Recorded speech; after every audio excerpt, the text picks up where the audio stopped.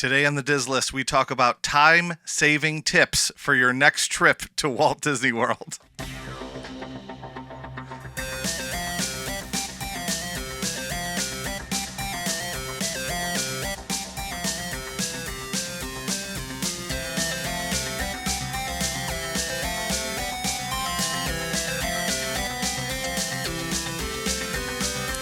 Welcome to the Diz List, the podcast that lists everything in Walt Disney World. I'm Nick. And I'm Rob, and today's episode, we are going to talk about time-saving tips on your next trip to Walt Disney World.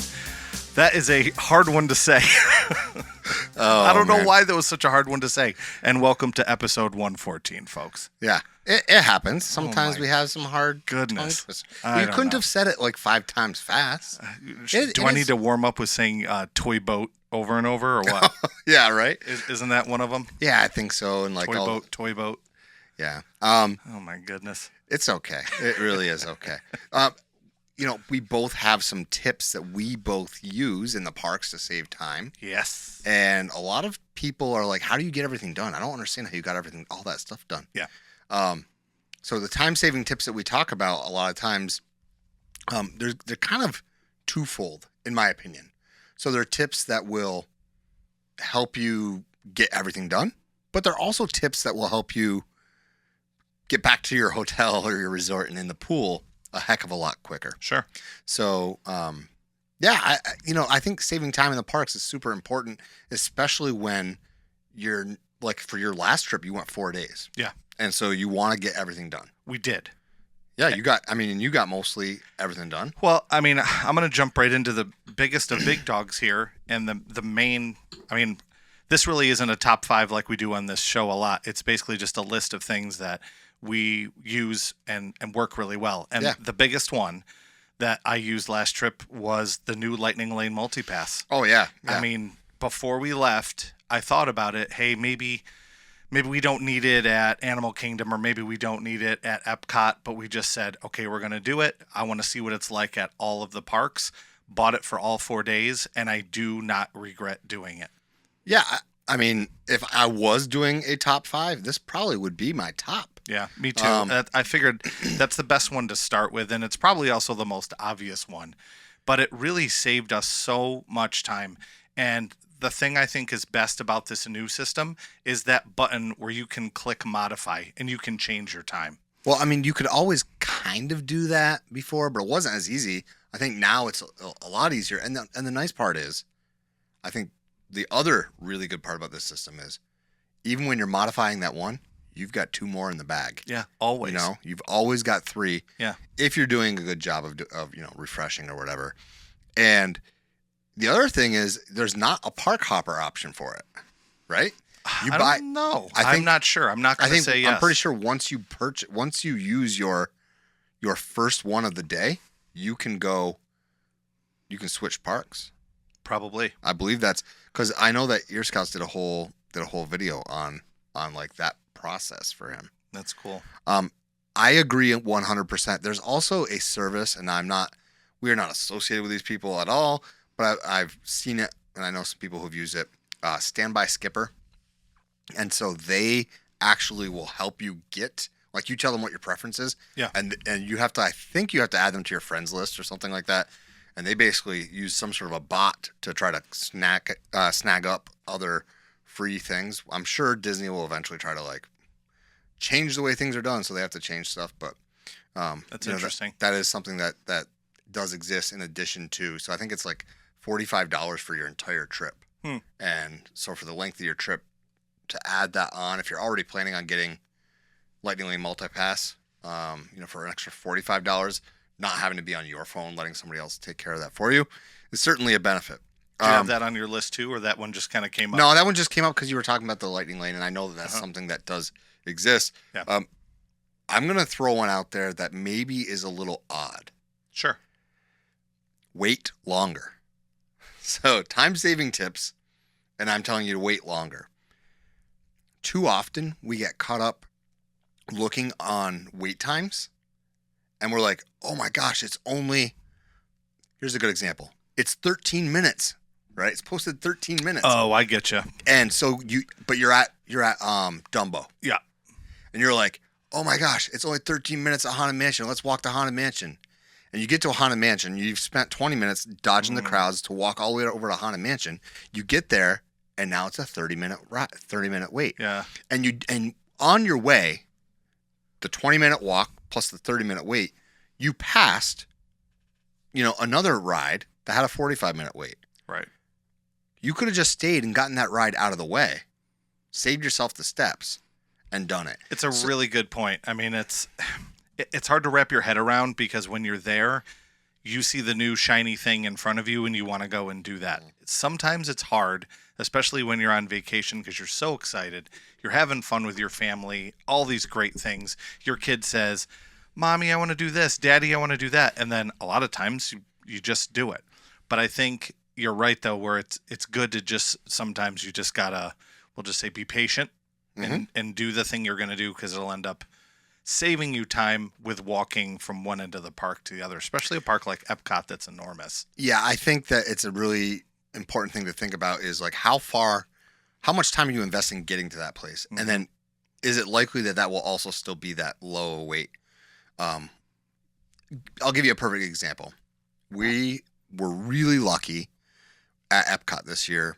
We're in the France Pavilion and Remy's is down. We knew Remy was down, but we were walking by the France Pavilion. We went in to get some crepes. My brother and I went to the other side of the pavilion. We're doing some shopping, just looking at some souvenir stuff. Ran into a friend that we both grew up with. It was kind of funny. And then I get a text from my wife. Remy's just came back up. Oh, wow. So we knew what that meant is if we go now, we're going to basically have a walk-on for Remy's. We waited 15 minutes for Remy's. That's great. But I know there were people who were over in Norway who saw the same thing. Oh, it's online. Here we go. And by the time they left Norway, after getting off of Frozen or whatever, the queue was full. When we got out, it went from we literally, because it was down, they still had all the switchbacks up because it had been up, then went down for a little bit, then went back up. Mm-hmm. But people had cleared the queue, so you had to walk through. It took longer to walk through than you were ever at a standstill. I almost, because you know how much we love that queue, I almost was upset that we had to rush through the queue.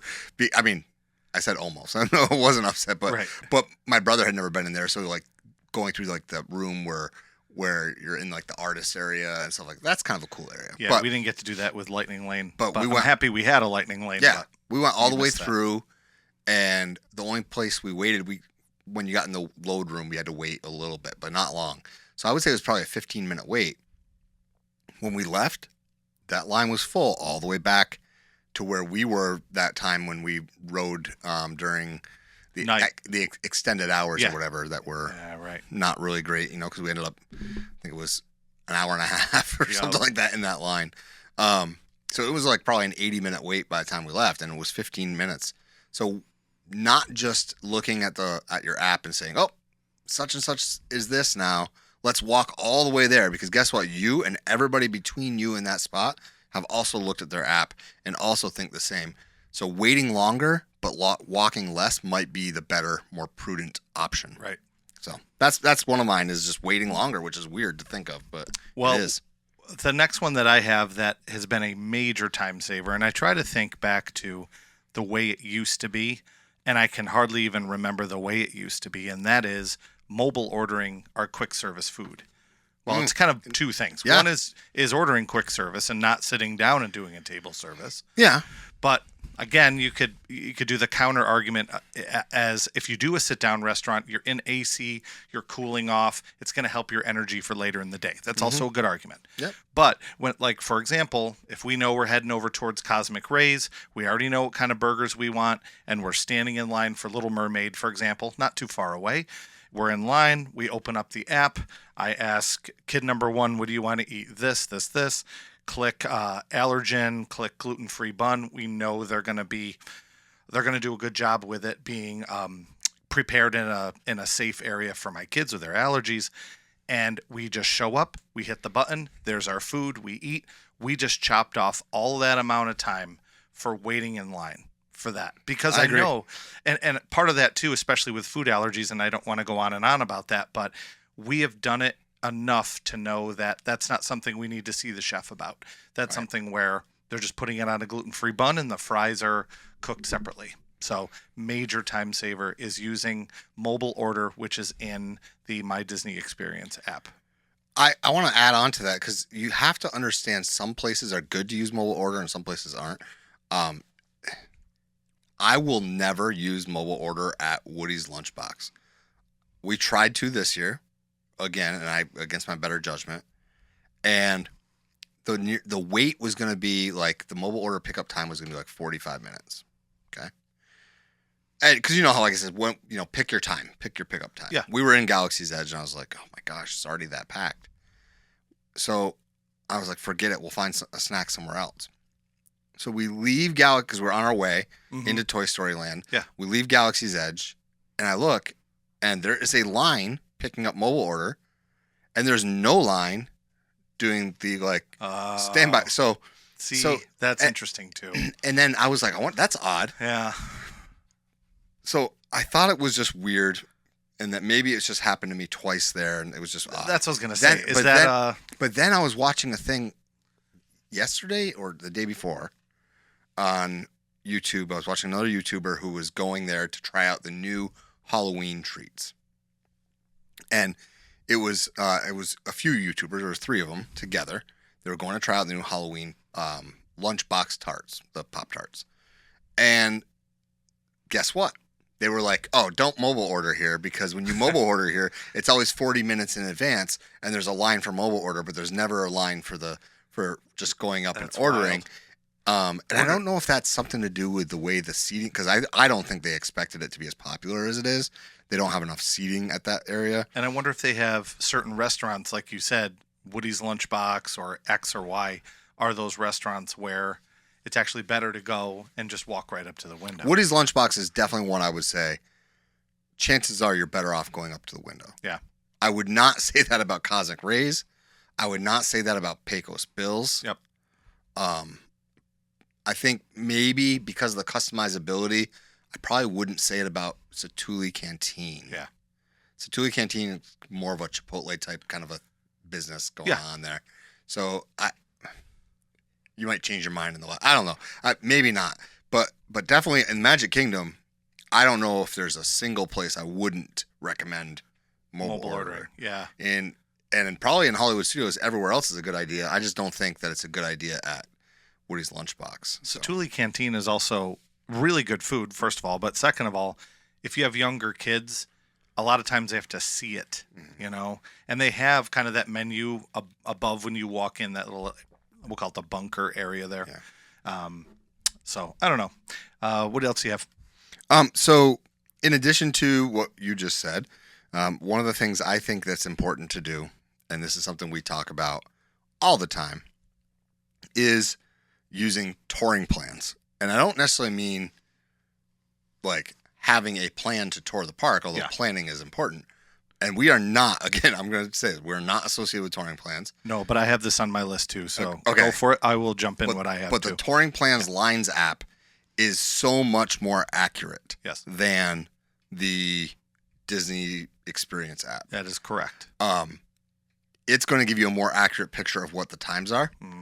I will say the crowd calendar has been off for the last 6 months. Well, that's interesting too, because I have that later on my list. Let's get back to that. Okay. So, but the time, their times on the app are better. And the reason they're better is because they're getting real-time data. So when I enter, and because I use the Lines app, when I enter a queue, I'm pressing waiting. Okay. And there's a thing that pops up and says, press, done wait or end wait time, stop timing, when you enter the ride or when you enter this room or whatever. So you press that button and it submits it to the actual app or to the data. And you're getting real-time data, and they're like, you're helping to give the data to the actual Lines app for as accurate and realistic as you can. Correct. I want to take a step back a little further too and explain that this is a website run by a gentleman, and more people too, not just him, but we'll maybe say started by a gentleman named Len Testa. Sure. And They do a lot of other things. You can do room requests, but it is We use that. We use that every time. It is a $20 a year subscription, and you can use it year round. You can go in and choose what rides, and they can give you a plan for what rides to do. If you're not sure, you're new to Disney, that's also a kind of a perk too. But the part that Nick is talking about that I agree is the most beneficial is the Lines app, because most of the time it's incredibly accurate. If you've never been, so if you are watching this saying or listening to this saying, I've never been to Disney and planning my trip, what should I do? I think you should invest the $20 into a touring plans subscription. Yeah. Additionally, I think you should, especially now that they have the 3 in advance, it'll be easier. Because before you couldn't do anything until that day, so like you couldn't really do your touring plans. You can go in and customize a plan. You can tell them, I have this At this these, time, at these times, and meals. I have reservations at these times. These are the other things that I need to get done. And then you can hit like optimize, and they will tell you what order you should do them in. And you show up to the park that day, you pull up your app, and you're like, okay, I just did that, complete. And you hit optimize again, and it will reevaluate based on the real-time data where you should go. Additionally, you can actually put in there, and this sounded like so much of a commercial. We should have contacted them and said, hey. Still can. Yeah. But for real, you can actually put in on the app, or when you're doing this on their dashboard on your account, that you want to maximize time saving, but you're willing to walk more, or you want to minimize walking, or you want a balance of the two. And it does it. And it's, as a numbers nerd, I love it because it's like completely done by statistics. And it is, for the first time you go, it saved us so much time because we didn't know what we were doing, and we were running the show. We did a lot of research, but like without this, we would not have gotten half the stuff done. So, I mean, I know it sounds like a commercial because kind of it is, but it's not one that we're going to make any money on because they're legit. I love using them. So, well, did I just go? Yeah, no, that's me. Yeah. Okay. When I'll go again, I'll get back to using that data for how the crowd calendar. Okay. I'll do that next. Okay, go ahead. Go ahead. You know what? I'm gonna have you go, and then we'll do it after the break. Oh. So why don't you give us a good one and lead us up to our halftime? Okay. So one that I think everybody should consider doing, especially if this isn't your first time, skip the shows. And what I mean is not skipping. Which ones? I do not mean skip Lion King. I do not mean skip the shows that are attractions. Yeah. I mean, you've seen one fireworks show, you've probably seen them all. And when it's run for 8 years straight or 3 years straight or whatever, guess where everybody's at? Or during the parade's another one where everybody goes to the parades too. Yeah. But like skipping the big ticket shows that you've already seen. A, it's crowded and stuffy and people are pushing each other and hitting each other with their umbrellas. Like all sorts of, you're getting yelled at by a cast member because you're not you're 1 foot's on the street and 1 foot's on the curb. And I get it, it's their job. I'm not mad at them. Everybody's been there. Keep moving, keep moving, keep moving. This is a walkway. You know what? Ride the rides during it. And I'm going to tell you something else. Until I did it, I didn't realize how amazing the fireworks look in the other parts of the park. Because you're still hearing the music. You don't get the projections, but you're also not distracted by the projections. That's true. And so like when you're standing there back waiting in line in a short line for Seven Dwarves or in a short line I was with you when we watched them from behind there. For Big Thunder or when you're literally on now Tiana's during the fireworks, I can tell you right now, it is so cool to do that and have that experience. The people mover or whatever, right? Whatever you want to do. I mean, the people mover probably aren't doing that to save time. Well, you're doing that for a good view, I guess. If you want to save some time, skip the shows. You want to ride Remy's, but you really don't want to wait forever? Guess what you do? Get in line right before Luminous. There you go. And I can promise you, you're going to board that, probably before the end of Luminous. You'll come out and then you'll be good to go. But that's just my opinion. I don't know what your experience or what you think about that. Well, that's it's funny because during the fireworks at at Epcot, my son and I did a ride that nobody cares about, and that was Mission Space. Yeah. So, I just think that if you've been there, if you've done that, just go and do the rides. Heck, so we did a dessert party this year, and we knew we were doing the dessert party the next day. And we knew the weather looked good, so we weren't going to have to worry about anything. yeah, because you knew you were going to see those fireworks. We know we're going to see those fireworks. Yeah. So it was like, let's just go in. And it was whatever day. I can't remember if it's Monday or Wednesday. It must have been Wednesday, right? Because Wednesday, I think, is Magic Kingdom late night. Either way. Yeah, the late and then Monday is Epcot. Yeah. So the late night, like for deluxe resorts, we went in at like 6 o'clock. No, that was the night that we had the horrible bus ride. So we got on the bus at 6:37, got there at 7:45. And like, so we go into the park and everybody is packing Main Street and we're like, see you later. And we went and rode like before extended hours started. We had already ridden Space Mountain. We had ridden Tron. Tron was obviously a virtual queue, but still. Sure. We had all these things under our belt and we're like, check it out. We're out. That's cool. Peace. So that was really fun. That's the way to do it, I think, is kind of skip some of those longer shows. But Rob alluded to, we're going to head off to the halftime show here. Yeah. So if you don't know what the halftime show is, brought to you by our patrons, which you can get to by going to www.patreon.com/DizListPod. We're listener supported 100%. And you can also go to magicmerch.art, buy a t-shirt like this guy here. I'm wearing Dead Man No Tail, Tell No Tales. So, you can go and check those out over there at magicmerch.art. But we'll see you right after this.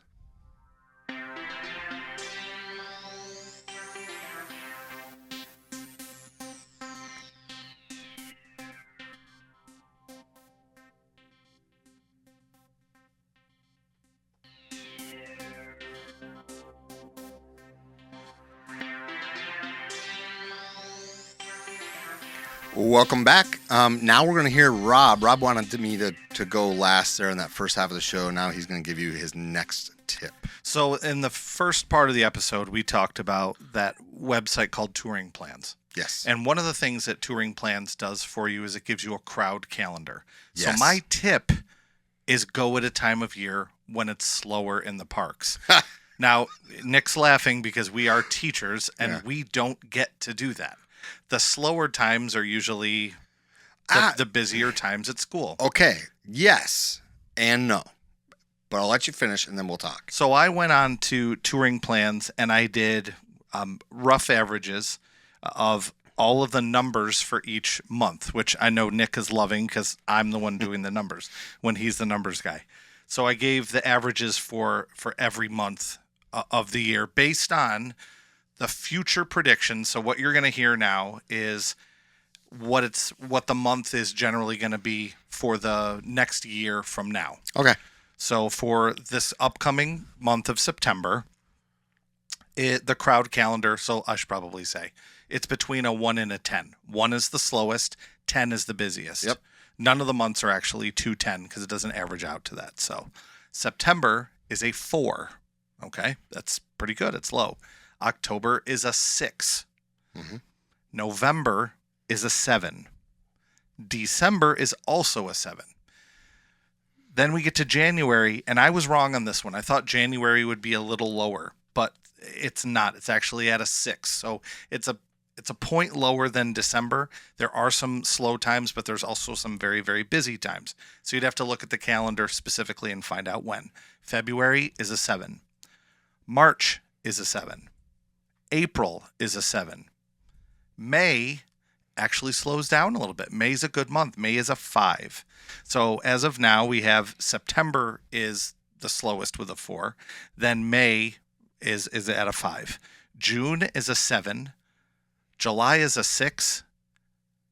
June is a 7. July is a 6. And August is also a 6. So first off, let me add an addendum to your Sure. December, November. Sure. If you pick the right weeks in December and November, they will be slower even than September. Right. And there is a calendar with every day and a number for every single day. The reason December and November are so high, as well as February, April, are super high. March was also 7, right? Yeah. That was a surprise. So the reason that at least February, April, and then December and January, think about your school vacations. Mm-hmm. So you have a lot of schools have President's Week. That's February. And a lot of schools, their spring break is centered around the holiday of Easter, which generally falls sometime in April. Those are very condensed weeks. Those are very busy times. And so they're very busy. Yeah. Whereas summer break, which you heard, June, July, and August were in that 6-ish range. Those months being all off across the nation tend to be spread out more. So like I might go this week in July and this person might go this week in August. And because of that, it's more spread out. Whereas February, everybody has, not everybody, but everybody who gets it has the same week off for President's Week. Yeah. April, people who have a spring break associated with their high school, it's either the week before or the week after Easter. Yep. Mostly. That's not always the case, but it's just a fact of life that we live with in the United States with our vacation. I agree. Looking at those are important. Now, I mentioned that they've been off a little bit. Yeah.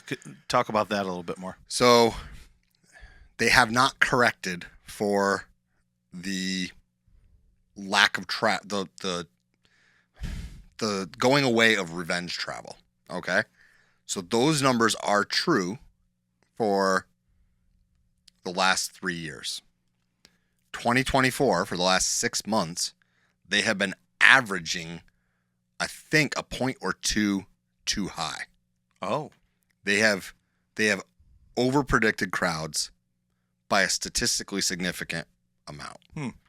So statistically significant versus practically significant, obviously we're getting into a AP stats lesson, but so it doesn't have to be a lot to be statistically significant, but they have been overestimating it. They haven't made the correction. They're aware of it apparently, but they just haven't made the corrections yet. I think this is a situation of don't overpromise and underdeliver. They want to underpromise and overdeliver. So sure. If I go there thinking I'm going to get a 6 and I get a 4, I'm pretty cool with that. Mm-hmm. Whereas if they put a 4 and I get a 5, I might be more upset. So, I think that's the situation there. But I agree with you. Picking times that are slower. Some people can't do that. The summers are actually not bad. Yeah, I would agree. The biggest comment I get, and we obviously go in the summer a lot because we're teachers, but the most common comment, and maybe you get this too, is it's so hot. How do you go in the summer? Look, hot is hot, dude. Well, and it's hot all the time. Once you get to 80? Yeah. What difference does it make once you're at 80? Well, then I tell people, I've done this so much. I've been to Disney more times than I can count. I just know how to do it right. You go into a show, then you do an outside queue. You have to balance it. Yeah, if you take care of yourself heat-wise throughout the day properly, mm-hmm. you can handle it. The thing that's scarier is what you had to deal with, which is the potential of losing your entire trip because of a hurricane. Yeah. Now, you were lucky, right? I mean, let's call it like it is. You were lucky because, 1, that hurricane was not a direct hit. Mm-hmm. 2, it was not one of those days-long one. It was a pretty quick moving storm. Yeah. When it was going over Florida. Correct. Not so quick once it got to the Northeast and just kept dumping water on us. But as a result, it was, heck, you guys had rain in the morning at Hollywood Studios, and by the evening had one of the nicest sunsets you'd ever seen. Yes. And it rained again really hard around maybe 4 or 5 o'clock, but I don't think that was part of that hurricane rain. I think that was just rain that happened. Probably, or it could have just been a tail end, but either way, it was one day and it didn't even wash you out. Yeah. So you got lucky. Yeah. But at the same time, that's really the only risk. If you're somebody who can't deal with the heat, if you have heat sickness problems or I get it, then that's a problem. But for the most part, July, August, especially late August when the South has already gone back to school. Yeah. It's not a bad time of the year to go. It's just the weather is a bit much. So that's a good point. What do you have next on your list here? So it's a big one, and it's rope drop. I think we all know that rope dropping can save you time. I say it knowing that on this last trip, I rope dropped one day. I did But- more than you. That I can't believe. But that said, rope drop will save you a considerable amount of time. Yes. You'll never guess which park I rope dropped. Magic Kingdom, No. No, I rope dropped. Hollywood Studios to get it over with. Yeah, Hollywood Studios to get it over with, yes. So I rope dropped Hollywood Studios to get it over with. Yeah. And couple things here that I will tell you is by doing that, you kind of have to make a choice. And the choice we made was we're going to do Rock and Roller Coaster. And the reason is Rock and Roller Coaster and Tower of Terror were high on our party's list, at least some people on our party. And so we knew we could knock them both out quickly. If you have Star Wars fans with you, now the decision gets a little bit more complicated at Hollywood Studios. Because you're rolling the dice. That's what we did. And I would say you're rolling the dice and it's a 3-sided die and only one of the sides is good.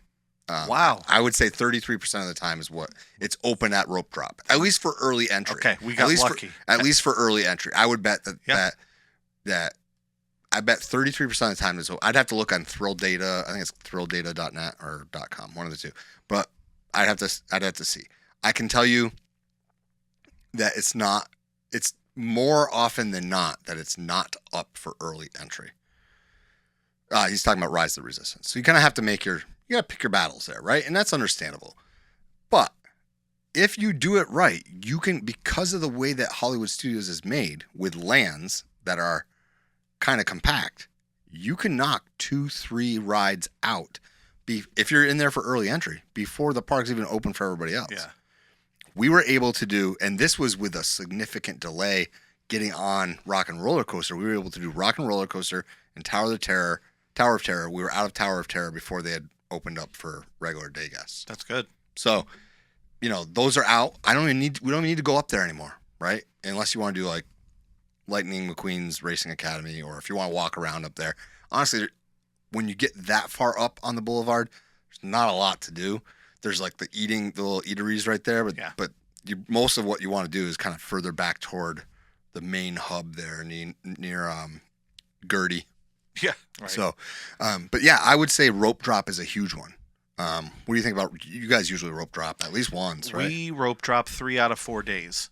Yeah, but you were only there for 4. Right. And the only reason we didn't our first day was we let the kids sleep a little bit, so we didn't plan for getting up at the crack of dawn. But they got up early and they were like, all right, let's go. Let's do it. Yeah. So we went a little late. I think we got there maybe 10:30 or 11, but still we were able to do it and then be back before the heat really got to us. Yeah. I mean, it was hot. Every day it was hot where we were like, we had enough. But we were able to do everything we wanted to do, and we just kind of said, okay, let's just go back today. See, I like the Hollywood Studios plan, and, well, to be fair, we did this on the hurricane day, but I would also do this on a day where it's like 100 degrees. Go early, rope drop, still kind of cool in the morning, go through to lunch, get some lunch, then go back to your hotel during the ultra hot time, then come back. Well, and it's my favorite way to do the park. It's how, and what you'll find done it is multiple times. Not everybody has the dedication to get up and go at rope drop. Yeah. Okay. And then you've got the people who don't have the dedication, and I'm one of them, to stay through till close from the time I got there. Yeah. So if you split it in the middle, now you're getting the best of both worlds. You're going in the early morning, getting that stuff out of the way. The big hitters, let's say. And then you go home, you rest, you come back feeling rejuvenated, and people who have dropped like flies are gone. So that automatically makes the wait times a little lower. Yeah, good point. And this is especially true after 4 o'clock at Animal Kingdom. It's a ghost town. Yeah, it's great. Because they don't stay open past 6, which is bizarre to me. But And a lot of the animals aren't out either. Yeah, but so I think rope dropping is super important. And Magic Kingdom, you have the long debate, especially if you're not rope dropping early entry. Like you have the debate: do I go left or right? Yeah. And then even if you go right, so if you are there early and you go right, do you go left or right there? Yep. Are you going to Space Mountain, or are you going over to Seven Dwarfs? So rope drop is a big one for me. So you were talking about Animal Kingdom, and I'm actually going to piggyback on a story that happened to you. you mentioned it earlier when you were taking the bus back over to Magic Kingdom from Animal Kingdom. It took you a very, very long time. From Animal Kingdom Lodge, yes. Right. Yep. So my next time, or from either place, but my next time saving tip is sometimes when you're in a situation where you know it's a long ride, you don't have a car to use Lyft or Uber or one of the minivans. It saves a lot of time. I've done it many times. I know you have too. And sometimes it's not really that much more expensive. If you're in a hurry and you want to get there quick, it's another way to save time, but I also realize it costs money. Whereas what you did was complimentary from Walt Disney World, the bus. You don't have to pay for that. But if you have an extra, we'll say on average maybe $30 to and from, or if you want to just go one way over and then you're okay at the end of the night to take the bus back, it's a really good way to save time to get over to the parks as fast as you can. I would 100% agree. In fact, I started to say this when I was talking about the Hollywood Studios rope drop day. Yeah. And then I pulled back because that's a whole other tip I got to get to. Depending on which park you're going to, Uber and Lyft can be significantly better way to get there. Yeah. Especially if you have, so like this past trip, I was with my brother and sister-in-law and my kids. But so if you're splitting Uber or splitting a Lyft, like in the end, it was like $15 a couple. Great.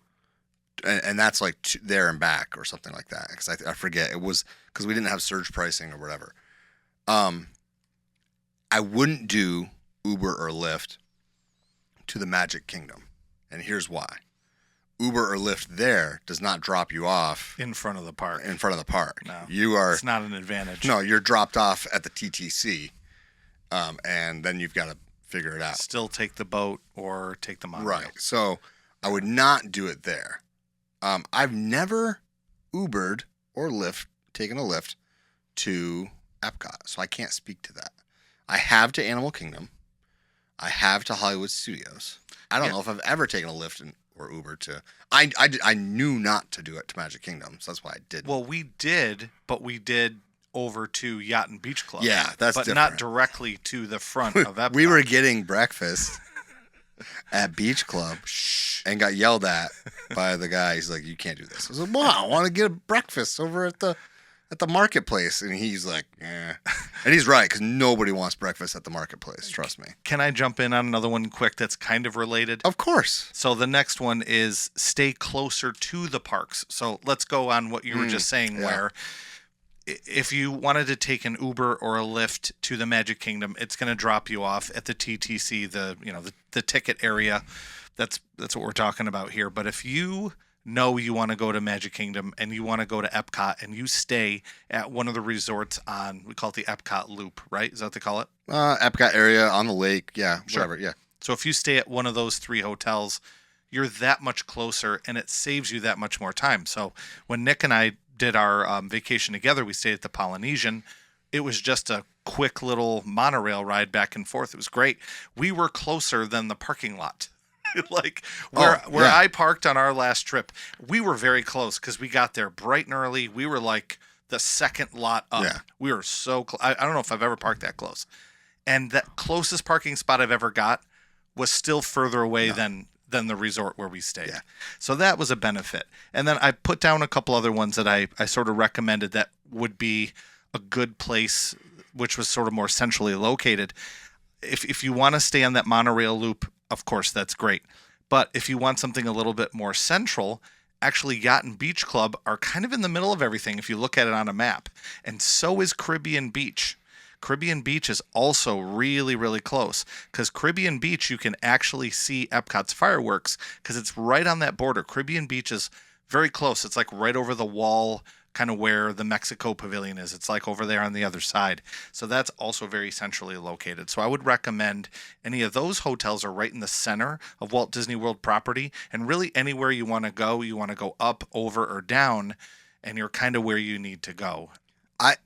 I can't agree more than look into what your party wants to do. If you're doing a Magic Kingdom heavy stay and you can afford it, stay closer to the Magic Kingdom. If you're doing an Epcot or Hollywood Studios heavy day, definitely, or heavy trip, I should say, stay down in that area. If you're going to be Animal Kingdom, I would say then you either want to be in the Epcot area or over at Animal Kingdom Lodge. Yep. I I can't say enough about like how easy the Skyliner makes it too, man. It does. Like if you even if you don't have the money to stay in the Epcot area resorts, now with the Skyliner, if you stay on any Skyliner resort, you might as well be right at Hollywood Studios and Epcot. I will add that up until this past week, Wilderness Lodge really shouldn't have been counted as an Epcot, or not Epcot, a Magic Kingdom area resort. Yeah. Because the boat wasn't running. But the boat is back up. Good. So I think they call it the Blue Line. So there was a time when the boat wasn't running. Well, that's There's no advantage. no advantage to staying at Wilderness Lodge other than the fact it's a beautiful resort. Yeah. But like, for instance, we had the first year we went, we got reservations over at Artist Point. So the Storybook Dining at Artist Point was Snow White. We took a boat we took the friendship boats or whatever they're called, the resort boat from the Poly to over to Magic Kingdom. Then we hopped on what's called the Blue Line and went from took the Blue Line all the way over to Wilderness Lodge, and it was great. But if I had done it this year, I would have had to taken a bus. Even if I was at the Poly, I would have taken a bus somehow. I don't know how I would. I would have had to gone to the TTC and then I don't even know. Have you ever looked at Wilderness Lodge on the map of Disney versus where the Contemporary is? They're very, very close. Yes. Like it. I don't know why, and I'm sure there's a reason that they haven't put an annex or some kind of walkway from one resort to the other. They're so close together.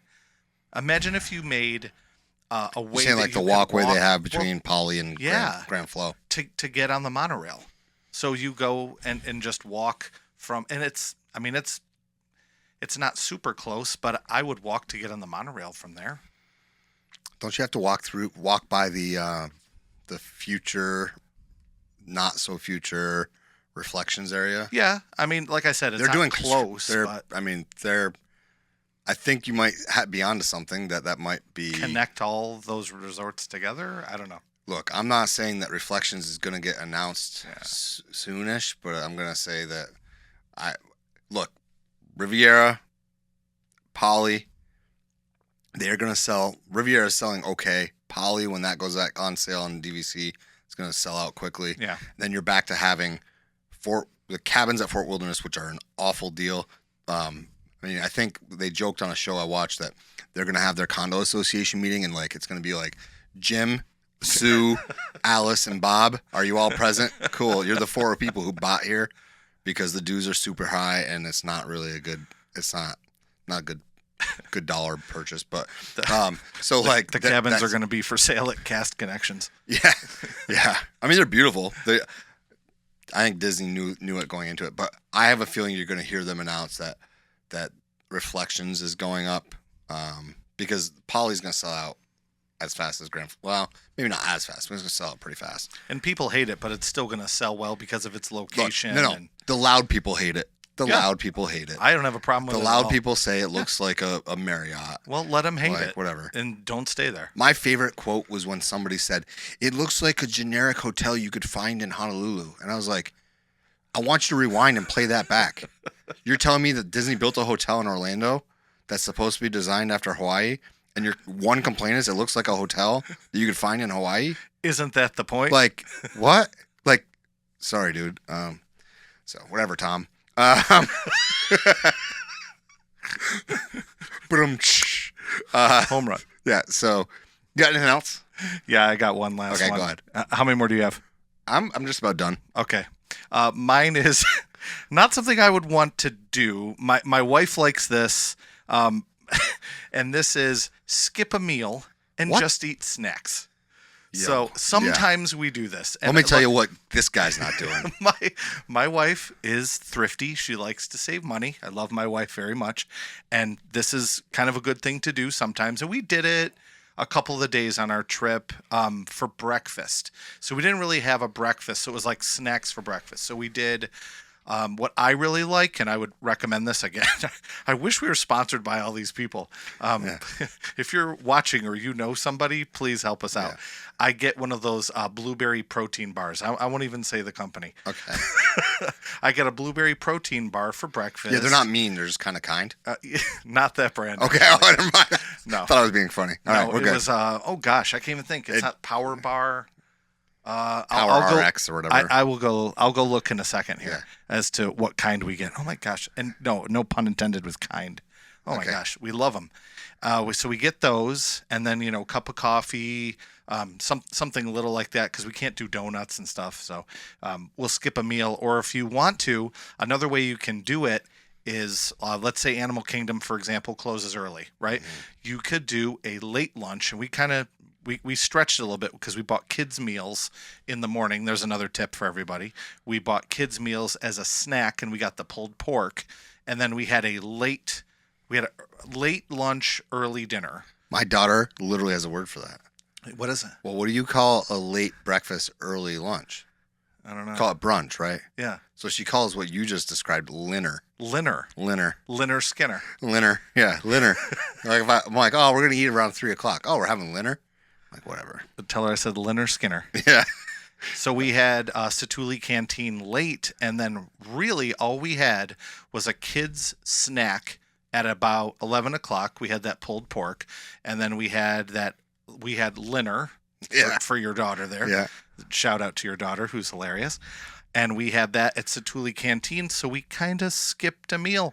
It's time saving and it's money saving. So it's a little bit, I know you don't like that too, and I love to eat. I'm an eater also, but it saves time. So it does save time.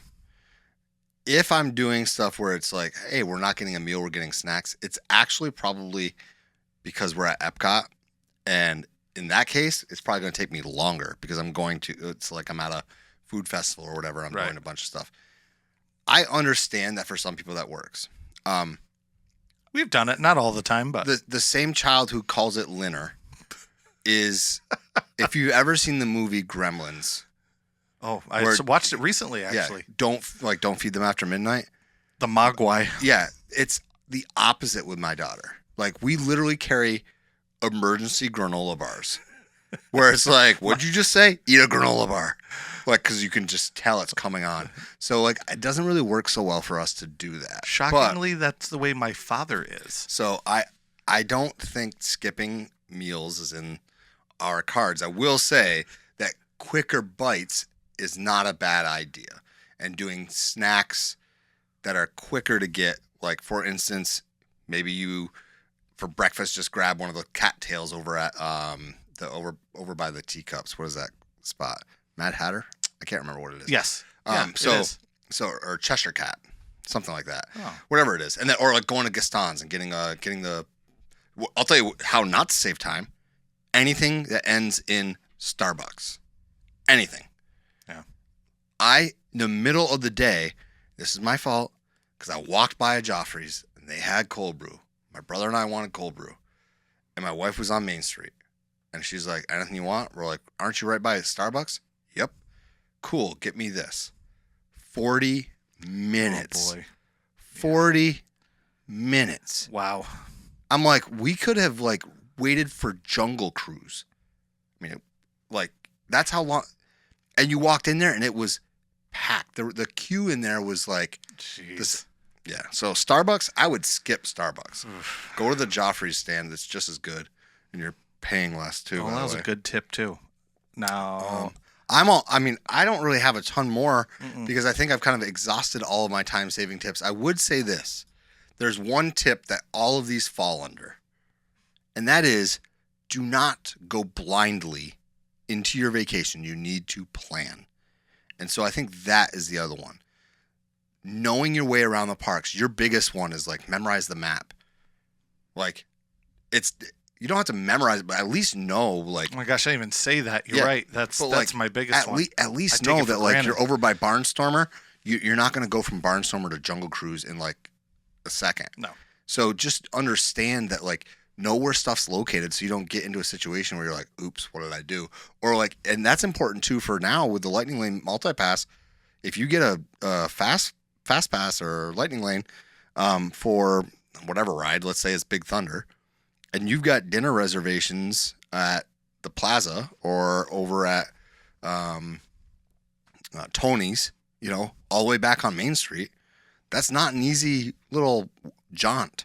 So, you got to think about that. Like, okay, well, I'm over at Big Thunder. I want maybe I should get a dinner reservation over at Skipper's. That's a lot closer. I think that's probably the closest. I would say that or not Columbia Harbor House. The one in Liberty Square. There's one in Liberty Square that's like Columbia Harbor House. I thought that was the one that Crystal serves Palace. the one that serves Thanksgiving Horseshoe. dinner. Yeah, there we go. Horseshoe Tavern. The one that's one of those is closest to one of those is closer to Big Thunder. But you don't want to pick. You got to know your map, know where stuff is. Yep. Think about in Epcot. My gosh, if you're having it something at Space 220, and you've got a lightning lane for Remy's, it's like we did. We got off Guardians of the Galaxy, and we had a lightning lane for Remy in 15 minutes. Yeah, we made it. Right, but that's not easy. No. I bet your feet hurt afterward. Yeah, a little. Yeah. Yeah. So you weren't wearing flip-flops that day. No, we weren't. No, good. Those were the Brooks walking shoes. Those were good. So anyway, that I think we got some good tips in there, and I hope that you guys enjoyed hearing them. We do. I have one call to action before we're done. Yeah. So if you know somebody who is going to Walt Disney World and is taking a trip soon, take Nick's advice that he just said. You need to know what you're doing before you get there. You need to be able to know how to save time. So what you need to do is pause this video or pause this podcast and hit the 3 dots, hit that share button and share it with that person you know is going to go to Walt Disney World, because this is really going to help that person out. So do us the favor, share it with a friend, help us grow, and help everybody maximize their time in Walt Disney World. Back over to Nick. Thanks, guys, so much for watching and listening. It's a great, big, beautiful tomorrow, and tomorrow is just a list away. Tune in next time, and we'll see you real soon.